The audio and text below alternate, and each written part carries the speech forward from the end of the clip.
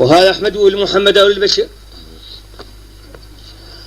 يا كعبة الآمال من كل آمل ويا كاملا ينمى إلى كل كامل. يا كعبة الآمال من كل آمل ويا كاملا ينمى إلى كل كامل. ويا مورد الأشعار من كل شاعر ومصدرها كلا بأعظم نائل. ويا قمة الأشراف في كل رتبة ويا نخبة الأبناء من صلب هامل.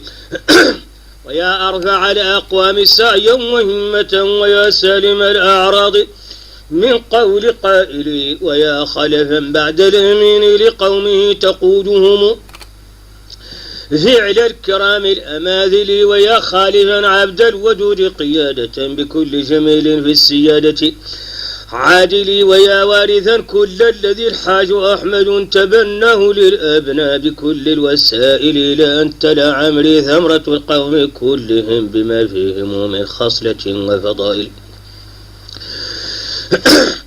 أولئك قوم مجدهم وعلوهم أطال على الأشراف في كل طائل.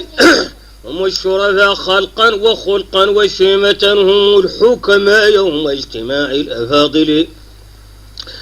تراهم مدى الأيام أعظم نائلا إذا ازدحم الأشراف في رفد عاطل. إذا جئتهم وسط المحافل دائما وجدتهم أعيان تلك المحافل. على السلف المرضي كل تحية وأسنى سلام بالرضا جد حافل. مع الروح والريحان في جنة العلا مآل بواقيهم ومجرى الأوائل. على الخلف المفضال أحمد السالم تحية ربي بالضحى والأصائل. إذا ما بنى الأقوام دورا لهذه لكسب الكرى والربح أعمال عاقل فأحمد يبني للمهيمن دائما بناء مدى الأيام ليس بزائل.